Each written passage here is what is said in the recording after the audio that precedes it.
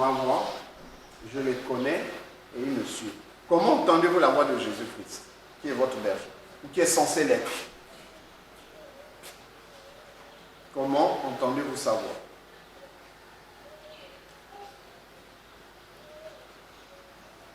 Oui, comment s'appelle la voix de Jésus-Christ? La parole de Dieu. Mais vous l'entendez où? La bouche de ceux qui parlent. Mais tout le monde écoute cette parole, mais ne la reçoit pas. Vous entendez la parole de Jésus-Christ, vous entendez la parole de Dieu, vous entendez Jésus-Christ qui est la parole de Dieu au-dedans de vos cœurs. Si vos cœurs ne sont pas capables de discerner que ça c'est Jésus-Christ, ça veut dire que vous êtes en train d'aspirer à lui appartenir, mais vous ne lui appartenez pas encore correctement.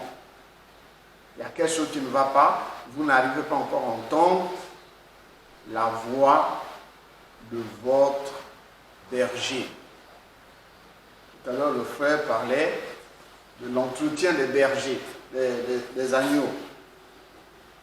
Le diable a mis au milieu de l'Église une doctrine selon laquelle les serviteurs de Dieu doivent bercer les âmes, les voir tous les jours, et les âmes sont heureuses. On nous entretient. Mais où sont ceux-là qu'on a entretenus de cette manière-là? Ils sont où? On ne voit pas qu'ils sont tous partis. Ils n'ont pas été entretenus. Mais où se sont-ils fortifiés? Ont-ils grandi spirituellement? Non. Beaucoup d'entre eux, quand vous les croisez, vous dites, mais finalement, qu'est-ce qu'il allait gagner là où il est parti? Zéro. Pour beaucoup, c'est réellement zéro, sans dénigrer qui que ce soit. Mais zéro. Parce qu'ils ont cherché à être bercés tous les jours. On a souvent entendu, les anciens ne nous entretiennent pas, les anciens ne nous entretiennent pas. Mais on va faire de vous des enfants, c'est le bébé qu'on berce tous les jours. Hein, ma soeur Cynthia là-bas à l'enfant, il berce tous les jours. Mais celui-là, tu le berces encore? Non. On ne va pas vous bercer tous les jours. Ça vient des démons qui vous gardent en tant qu'enfant et vous sentez une certaine joie d'être entretenu en quelque sorte par les serviteurs de Dieu. Les églises là sont remplies de ça. Et chaque église est devenue le fan club du conducteur spirituel. Oui, c'est son fan club. Mais pas ce que le Seigneur est venu nous enseigner. Il est venu faire de nous des disciples. Et il nous a établis pour faire de vous des disciples. Capables d'affronter le monde des ténèbres et de rester debout. C'est dans la société que vous affrontez le monde des ténèbres. Ce n'est pas quand vous êtes ici. Votre berger s'appelle Jésus-Christ. Il ne s'appelle pas l'ancien Fernand, qui n'est pas mort pour vous. Encore moins moi, je ne peux même pas oser prétendre être berger. Non seulement je ne suis pas mort pour vous, mais en plus je suis en train d'apprendre comme vous à marcher avec le Seigneur. Mais si dans ton cœur tu n'arrives pas encore à reconnaître Jésus-Christ, c'est que tu n'as pas encore un véritable berger. Ou tout au moins il y a un berger silencieux qui est là, que tu écoutes tous les jours, puisque les pensées de l'homme sont tous les jours tournées vers le mal. Donc c'est ce maître-là qui a écouté tous les jours. Et c'est celui-là qui devient le berger de beaucoup de vie. Vous écoutez la parole de Dieu au-dedans de votre cœur. Mais pour que vous arriviez à écouter la parole de Dieu dans votre cœur, il faut d'abord vous exercer à la méditer.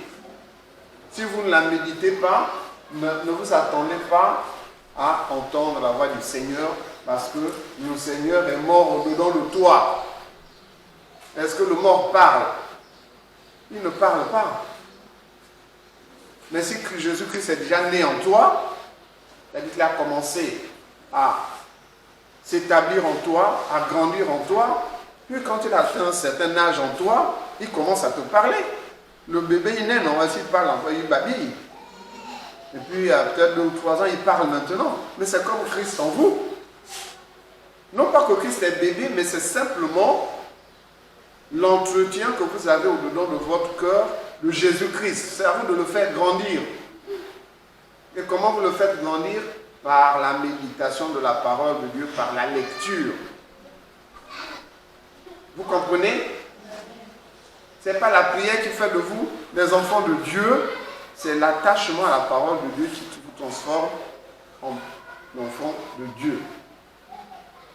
Relisez Jean chapitre 1, à partir du premier verset, pour que vous compreniez bien. Jean chapitre 1, à partir du premier verset. Lisez-le rapidement. On continuera Jean 10 tout à l'heure. Au commencement était la parole. Oui. Et la parole était avec Dieu. Et la parole était Dieu. Et la parole était Dieu. Oui, exactement. Elle était au commencement avec Dieu. Toutes choses ont été faites par elle. Et rien de ce qui a été fait n'a été fait sans elle. En elle était la vie. Et la vie était la lumière des hommes. Est-ce que la vie était dans la prière? La vie était dans la parole de Dieu. Maintenant, c'est cette parole-là en vous qui suscite la prière. Parce que tu pries maintenant avec connaissance et avec intelligence. C'est cette parole-là qui va susciter la prière en toi. Je vais vous prendre un exemple. Si un enfant ne sait pas compter, est-ce qu'il peut faire des additions? Il faut d'abord qu'il apprenne à compter, qu'il apprenne les tables de multiplication, qu'il apprenne les opérations, qu'il s'exerce jusqu'à ce qu'il soit capable de faire des opérations. Mais vous ne vous exercez pas la parole de Dieu. À quel moment vous allez savoir prier? Vous allez simplement dire, comme on dit, vos propres rêveries que vous prenez pour des réalités spirituelles, mais alors que ce n'est pas des réalités spirituelles. Sans parole de Dieu, vous ne pouvez pas prier correctement. Prier, ce n'est pas simplement à annoncer des paroles au Seigneur, les désirs de vos cœurs. Le Seigneur a dit, ce peuple-là m'invoque du bout des lèvres. Invoquer. Beaucoup sont encore à l'invocation. Il y a une différence entre prier et invoquer. Celui qui prie s'adresse à Dieu avec assurance. Et ça, son assurance repose sur la parole qu'il a reçue. Mais celui qui invoque Dieu, il invoque Dieu par rapport à ses soucis. Nous avons déjà enseigné là-dessus, on reviendra quand le Seigneur permettra. Donc sortez de cette génération de chrétiens. C'est dans votre intérêt. Reviens à Jean chapitre 10, verset 28. Verset 28. Je leur donne la vie éternelle, et elles ne périront jamais, et personne ne les raillera de ma main. Donc, ceux qui se sont attachés à Christ éprouvent du plaisir d'être avec lui. Ceux qui ont appris à écouter Christ au-dedans d'eux s'attachent à ceux qu'ils écoutent et le diable ne peut plus venir les arracher parce qu'ils ont du plaisir à rester avec leur maître. Ils ont du plaisir. Donc, quand vous entendez ces paroles-là, prenez sur vous de rechercher la connaissance de la parole de Dieu en la méditant avec persistance pour que le Seigneur se révèle de plus en plus à vous en tant que bon berger qui vous conduit toujours vers le bien. Bon berger, là veut dire celui qui conduit chaque âme, chaque brebis vers le bien. Vers le bien. J'élève les moutons. Si je ne donne pas la nourriture à mes moutons, ils se mettent à bêler. On les entend de loin. Mais mes moutons sont au moins belles. Mais vous, est-ce que vous bêlez? En demandant au Seigneur, je veux te voir. Bêler veut dire, dans votre cas, aspirer, avoir la soif de connaître Christ, de ceux qui se révèlent de plus en plus en vous, de ceux qui puissent agir de plus en plus. Mais comment va-t-il agir s'il est mort au-dedans de vous? Mort veut dire que vous ne lui donnez aucune importance, vous le négligez, vous ne vous souvenez de lui qu'au moment où vous priez. C'est ça le problème. Vous ne vous souvenez de Christ que quand vous priez, sous-entendu, quand vous lui adressez vos nombreuses requêtes, qui n'écoutent pas d'ailleurs,